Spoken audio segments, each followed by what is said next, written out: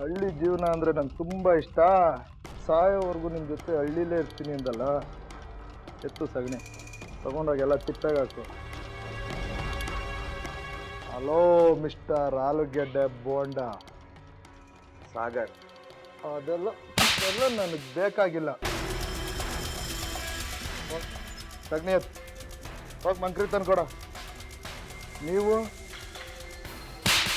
ಮಂಕ್ರಿ ತಂದ್ಕೊಡು ಅಂತ ಹೇಳಿಲ್ವಾ?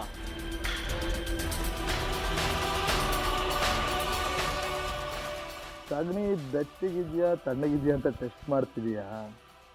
ಸಗಣಿ ಎತ್ತೋದು ಆ ರೀತಿ ಅಲ್ಲ.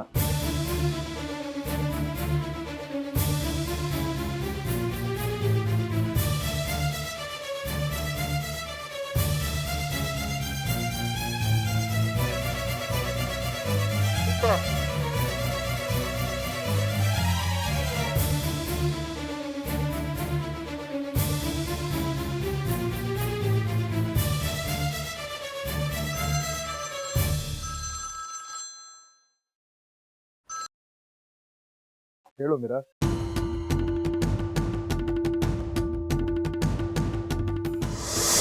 ಅಣ್ಣ, ನಮ್ಮ ಪ್ಲಾನ್ ಸಕ್ಸಸ್ ಆಗಿದೆ.